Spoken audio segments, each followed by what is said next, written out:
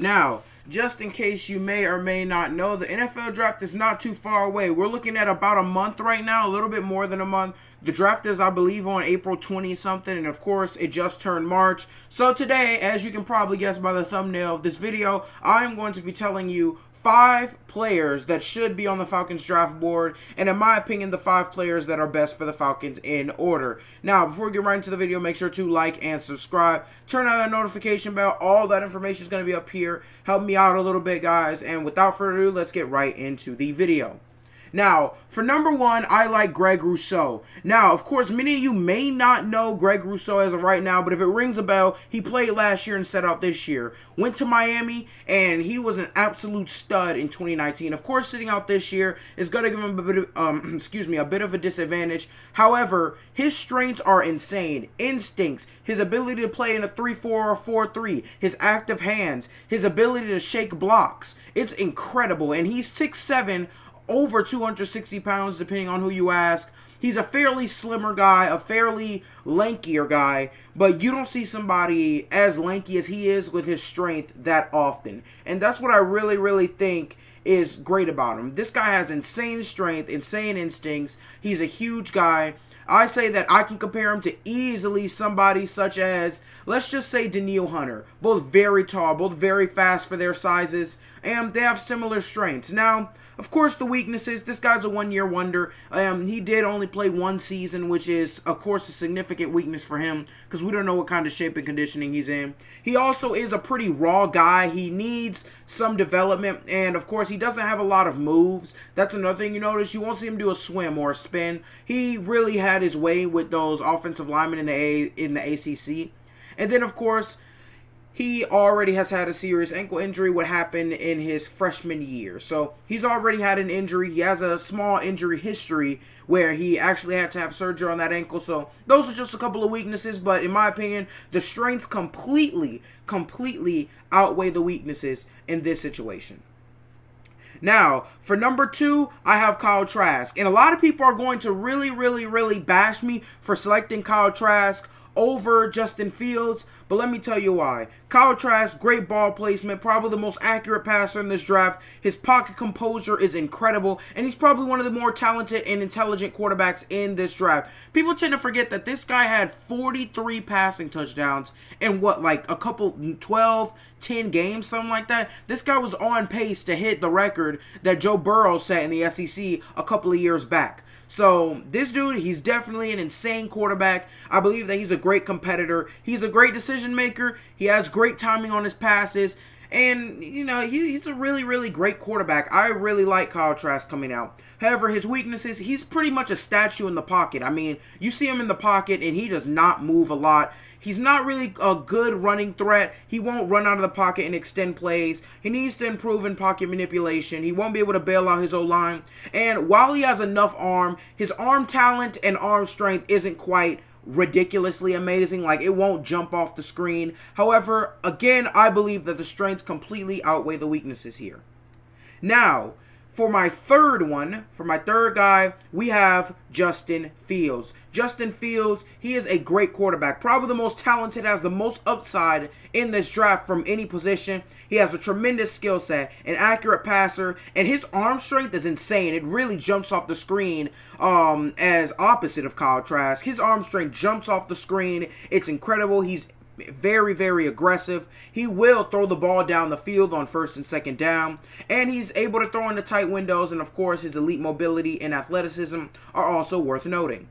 Now, he has some weaknesses that really concern me, and that's why he's down at 3. His pocket awareness can be very poor, and he's rattled by the pass rush quite a lot. I really feel like Justin Fields should use his rushing ability more, especially in that Alabama game when he was just clobbered up in the pocket. I mean, he couldn't really do anything. And another thing, his field development, his field reading is really going to have to improve at the NFL level. As you can see in a lot of his highlights, sometimes this guy just stares down the first read. And while you'll get away with that in college, that will make you a very talented looking quarterback. In the NFL, you're not going to get away with it. NFL corners are going to absolutely eat you up if they catch you staring down your route every single time you're looking down the field. However, Justin Fields, he's one of the more talented quarterbacks in the draft. I believe that Justin Fields has the biggest upside. I mean, I would compare him to a sort of Cam Newton type, fairly bigger quarterback. He can really throw the ball. His arm strength and arm talent really shoot out of the screen.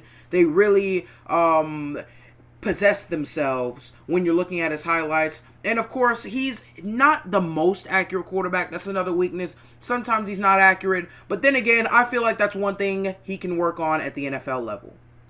Now, for the fourth guy, excuse me if I'm pronouncing his name wrong, but Kwity Paye out of Michigan. Now, Paye, he's one of the better players in this draft, a very well-rounded defender, and that's what I like about him. It looks like he can bounce around in different positions. He's 6'4", 270, but the guy moves like he's 6'3", 220. I mean, he can go, he has the size to be in the inside when he needs to, has the speed and instincts to be on the outside, and I really feel like he has the discipline to be a linebacker. Kwity Paye, you're one of the more talented players in this draft, and it's very, very insane to see how many places this guy can possibly line up for the Atlanta Falcons. This guy could possibly be on the edge if you want him to. If you want him on the inside a little bit, he can definitely play there. Or if you want him to drop back, play a little bit of linebacker, then you can play him there. Now, he can improve a little bit in some areas, but the only significant weakness I saw well, actually there were two. One was his fluidity. He doesn't look like a fluid athlete. He looks more like more of a bang kind of guy, a guy that really wants to force his way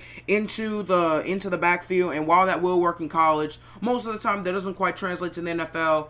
And while, of course, his intangibles jump off the board, this guy has a lot to work on. I mean, he had a very, very huge lack in production. He had only 11 sacks in all of his college career. So it's not like this guy's stats jump off a board. However, him in general as a player, you watch him, you realize that this is not only a stats guy, this is a guy where you're getting everything across the board. You're getting decent speed, very, very good size for his position, and a guy that's very, very mobile and active on the defensive end. I believe he can play multiple defensive positions for the Falcons. Now, for my fifth guy, he's another quarterback. It's Mac Jones. Mac Jones is the most intelligent quarterback in this draft. A lot of his strengths, pocket composure is A+, great decision maker. His ball placement is incredible, throws a catchable ball every time, and is very, very able to lob touch passes down the field to, of course, one of his best receivers, if not the best college football receiver of all time, to Devontae Smith most of the time. Now, lots of strengths on this guy. He's a hard worker. He has some of the most insane intangibles in the draft. And while his size is not quite super impressive, I think it's good enough to be a quarterback on the next level. Now, of course, you have to go more deep into it. And, of course, I don't want to use wide receivers. I'm the last guy who's going to use intangibles and wide receivers to take away from a quarterback. But when you have a Heisman receiver going against a defensive backfield, I'm guessing that makes your job a little bit easier. Same thing with Kyle Trask, but on Mac Jones now, I believe that makes your job a little bit easier. However, this guy has quality arm strength, but not the most elite arm strength. The same thing you see from Kyle Trask. He's not a great running threat, and while, again, you don't quite have to be a great running threat, I feel like the Atlanta Falcons can really, really, really benefit from his kind of offense, can really benefit from his play style. And I feel like the Atlanta Falcons, they can really benefit from this guy. He's a very intelligent quarterback. Learning under Matt Ryan looks very promising. However, he might only be a game manager at the NFL level. You never quite know. But it's no lying on his talent. He's a very talented quarterback with a lot of intangibles, and he's very intelligent. That's what I like about him. Now, of course, going into my closing, I believe that the Atlanta Falcons should get, for my final pick at least, should get Gregory Rossu. I believe he is a can't-miss prospect. I think that he is one of the best players to ever come out of Miami in terms of the defensive side. He is a one-year wonder, however, I believe he is worth taking that chance given the fact that he's 6'7", 260 pounds, moves like a linebacker. I really, really like that pick. However, I wouldn't mind Justin Fields or Kyle Trask either. Kwity Paye is good. However, quarterback is one of the positions we need. So is an edge defender.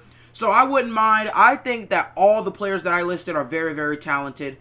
But The Atlanta Falcons, I think you guys ultimately need to go with an edge rusher. I feel like when you have a can't-miss prospect such as Gregory Rossu, then you just can't pass up on him, especially now that he's lowering down because his draft stock went down because, of course, he missed a year of college football, missed 2 years, actually. However, that's all I have to say about it. Thank you for watching. Make sure to like and subscribe.